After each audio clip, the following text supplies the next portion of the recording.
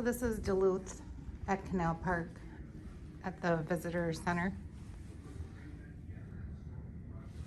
Guys, there's surfers out there.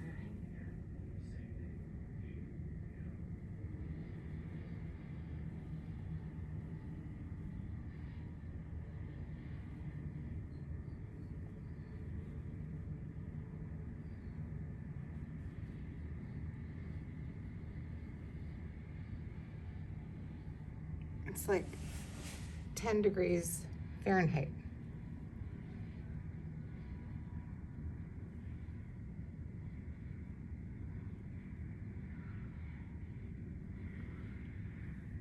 Then there's a ship from the Bahamas over there.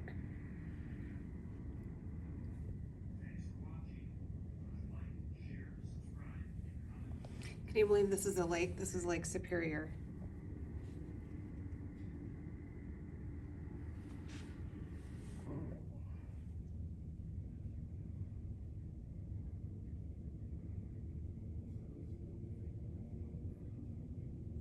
It is cold water.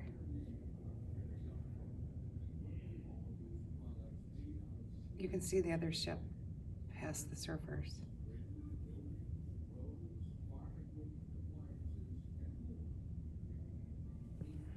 So anyway, I wanted to show you guys this cool museum. So that's taconite. That's what they haul in all the ships. No, that's not taconite. What is that? That's iron ore. This is taconite. Looks like dog food.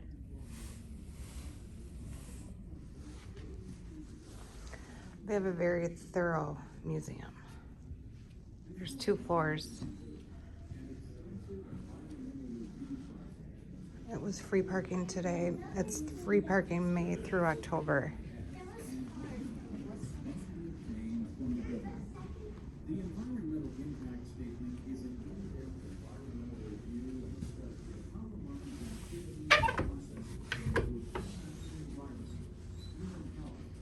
That's cool. The EIS and permitting process includes not only scientific studies, economic impact studies, and sampling of the environment around the proposed mine, but also public meetings so people can share in the review process. Permits to mine take into account all the information developed in the EIS and the cost requirements Oh, wait.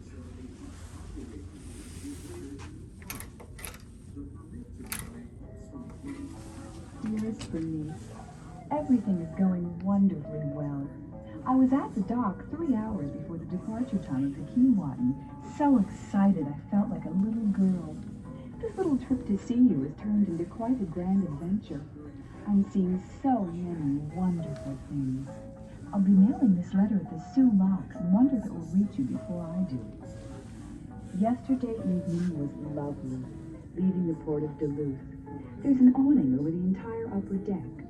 I rented a deck chair as soon as I came on board and sat out there watching the bustling of making the ship free of the dock, going out through the canal and watching the city of Duluth shrink on the hillside. You know how nervous I was about going on a ship, but after I was aboard for a few minutes, I wasn't worried at all. The ship is very substantial. It has most of the comforts of home, complete with running water and electric lights on board. Besides, they have a lot of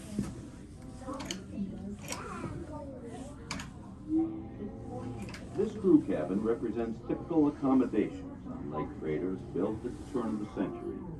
By today's standards, it seems small and plain, but it was a real improvement over crew cabins on freighters built just 10 years before, when as many as a dozen men shared cold, dark, lice-infested quarters.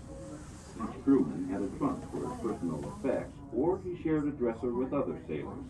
Privacy and sanitation were unknown luxuries in those days.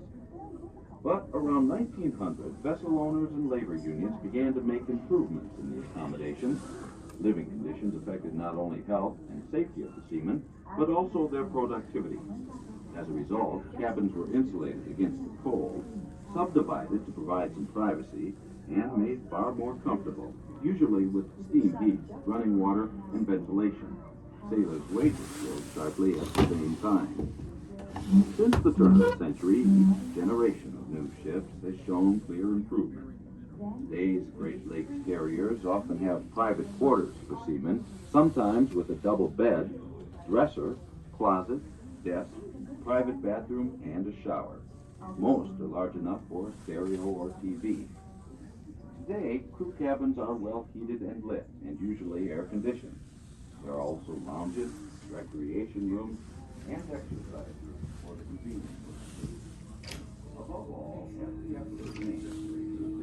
Black Rebel, April 29, 1889. My dear boy, we're loaded and bound down.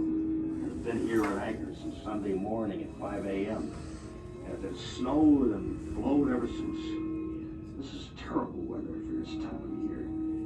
We have 4 or 5 inches of snow on deck. It seems to be blowing as hard as ever.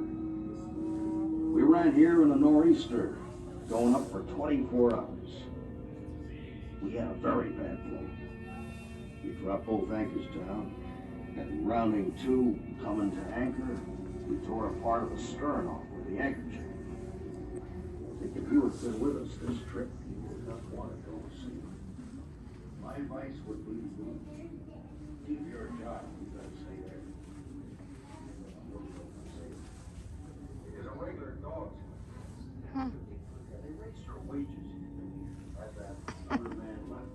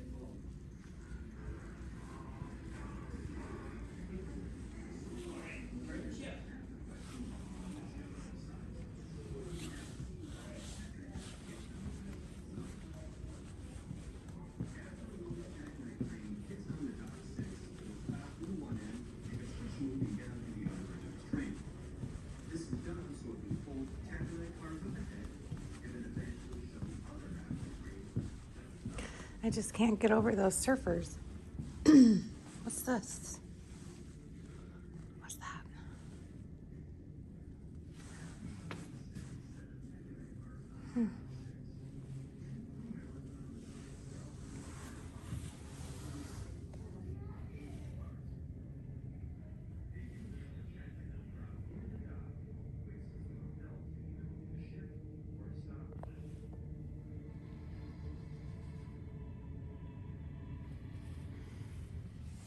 So there's the bridge.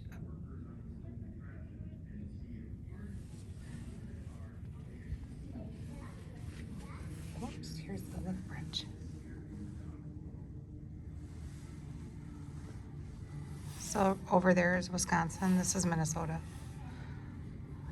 That lift bridge separates the two states.